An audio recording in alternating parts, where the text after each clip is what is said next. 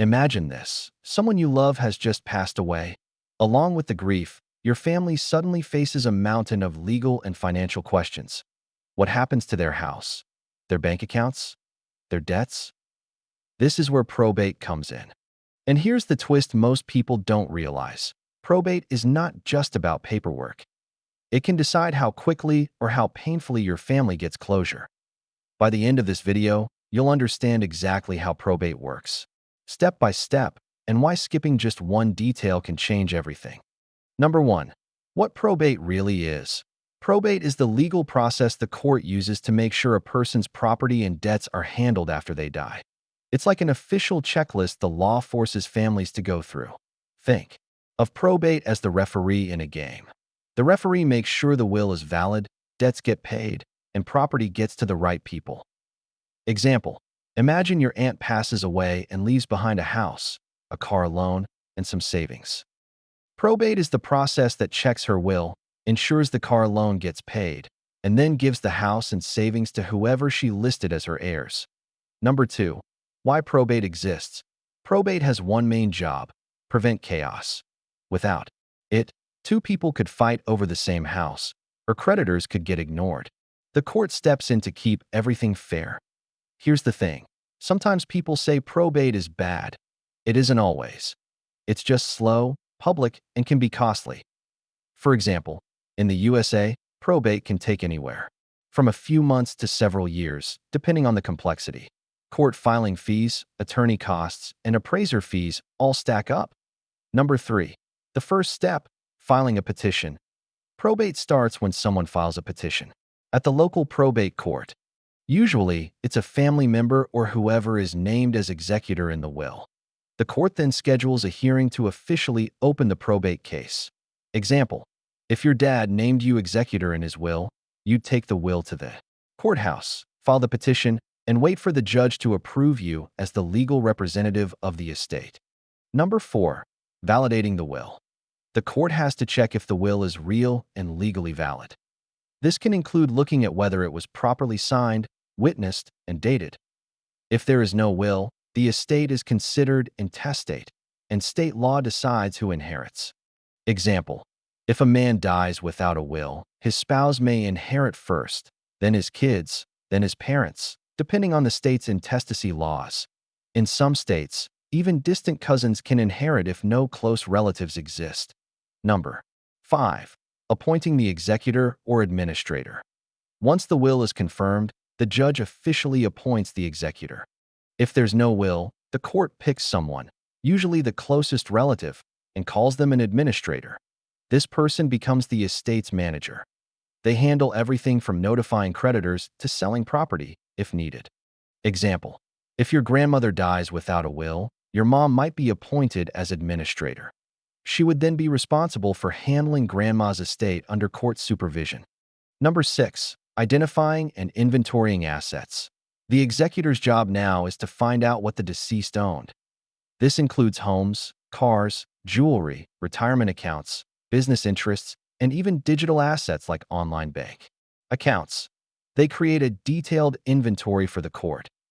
Example: if your uncle left behind a house worth $250,000, a car worth $15,000, and $20,000 in savings, those all go on the inventory list. Number 7. Notifying creditors and paying debts. Creditors must be notified that the person has died. This could include mortgage lenders, credit card companies, medical providers, or even the IRS. Creditors usually have a deadline to file claims. Then, the executor pays valid debts out of the estate's assets. Example: if the estate has $100,000 but owes $30,000 in medical bills and $10,000 in taxes, those debts get paid first before heirs receive anything. Number 8. Managing taxes. Yes, even after death, taxes still matter. The executor has to file the deceased's final income tax return. In some cases, an estate tax return is also required, but that usually applies only to very large estates. Example: for 2025, the federal estate tax exemption is over $13 million. That means most families will never face estate taxes, but they still have to handle regular income taxes, like the last paycheck or investment income. Number 9. Distributing property. After debts and taxes are paid, the executor can finally distribute property to the heirs. This can be as simple as transferring money from a bank account or as complicated as selling a house and dividing the proceeds. Example: 3 siblings inherit a house, but only one wants to live in it. The executor might sell the house and split the money into 3 equal shares. Number 10. Closing the estate.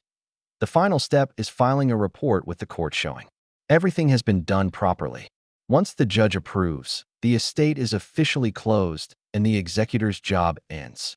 Example: think of it like finishing a school project. You turn in your report, the teacher checks it, and then you're done.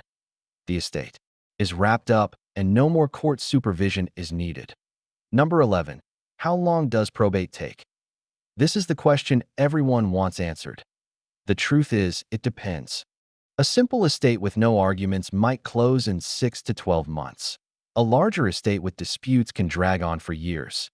Example: if siblings fight over who gets the family vacation home, the case can sit in probate court for years, while the legal fees eat into the estate's value. Number 12. How much does probate cost? Probate fees vary by state, but usually range from 3% to 7% of the estate's total value. That's why many people look for ways to avoid it.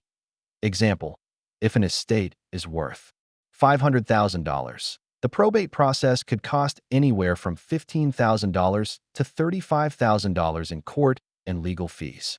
That's money taken away from heirs. Number 13. Ways people avoid probate. Here's the part you've been waiting for. Yes, there are legal strategies to avoid probate. Some of the most common include revocable living trusts, joint ownership with rights of survivorship, payable on death accounts, and beneficiary designations on retirement accounts or life insurance. Example: if your mom adds you as a joint owner on her bank account, that money passes directly to you when she dies. No probate needed. Example 2. If your dad has a living trust and places his home into it, the trust passes it to you directly without probate. Number 14. Common probate myths. Many people believe that having a will automatically avoids probate. That's not true. A will simply tells the court who should inherit, but the will still has to go through probate. Another myth is that probate only matters for rich people. Wrong again.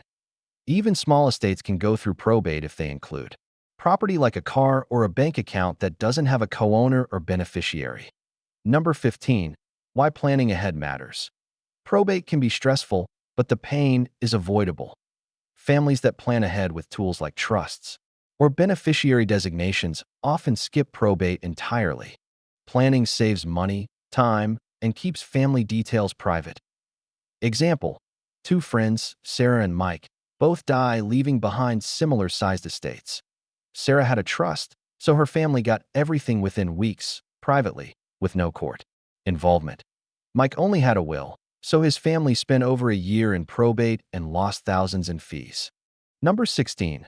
Probate is public record. One surprising fact is that probate files are usually public documents. That means anyone can walk into the courthouse and see details about the deceased's assets, debts, and who inherited what. Example: if a celebrity dies, reporters can sometimes access probate filings and publish exactly how much money was left behind and who got it. That's why some families choose trusts to keep everything private. Number 17. Small estate procedures. Many states have shortcuts for small estates that don't require full probate. These are often called small estate affidavits. They let heirs claim property without the long court process if the estate is below a certain dollar limit. Example: in some states, if the estate is worth less than $50,000, an heir may only need to sign an affidavit and present it to the bank to collect funds. Number 18. Ancillary probate. If the deceased owned property in more than one state, a second probate process may be required where the property is located. This is called ancillary probate. Example: if your father lived in Florida but owned a cabin in Colorado, his estate may need probate in both states. That doubles the time and cost. Number 19. Contesting a will. Probate also gives heirs the chance to challenge a will. A challenge could claim the deceased was pressured, not of sound mind, or that the will wasn't signed properly. These disputes often create long delays. Example, if one sibling suddenly inherits everything and the others are left out, those siblings may contest the will in court. Number 20. Probate bonds. Sometimes, the court requires the executor to buy a probate bond, also called a fiduciary bond. This is insurance that protects heirs in case the executor mishandles the estate. Example, if the executor wrongly takes $20,000 from the estate, the bond ensures the heirs can recover that money. Number 21. Digital assets in probate. In today's world, digital assets like online bank accounts, cryptocurrency wallets, and even social media accounts can be part of probate. Executors need legal authority to access them.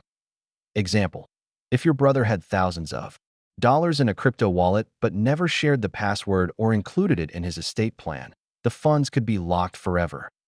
Number 22. Probate and business ownership. If the deceased owned a business, probate gets more complicated. The executor has to manage or sell the business until it can be passed to heirs or dissolved. Example, if your dad owned a small bakery, the executor may have to keep it running long enough to sell it, making sure employees and vendors are paid. Number 23. Out-of-state executors. If the executor lives in another state, some courts make them appoint an in-state representative or attorney. This is to ensure the court has local oversight. Example, if your aunt in California names you executor but you live in New York, the court may require a local lawyer to handle filings on your behalf. Number 24. Probate and real estate challenges. Real estate often causes the most probate disputes. Properties may need to be sold, appraised, or divided among heirs who don't agree. This can delay probate significantly. Example, 3 heirs inherit farmland. One wants to sell, one wants to keep it, and one wants to rent it out. Until they agree, the court may force a sale to split the proceeds. Number 25. International assets in probate. If the deceased owned assets abroad, things get even more complex. Some countries require a separate probate process, and foreign laws may not recognize USA court decisions. Example, if your grandfather lived in Texas but owned land in Mexico, your family may need lawyers in both countries to complete the process. When it comes to probate, knowing the rules can make the difference between a smooth process and a nightmare. Probate is often seen as a maze, but once you understand the steps, it becomes clear. The big question is, if you passed away tomorrow, would your loved ones face a long, painful probate process, or would your planning make it easy for them? What's one thing you learned today that you never knew about probate before?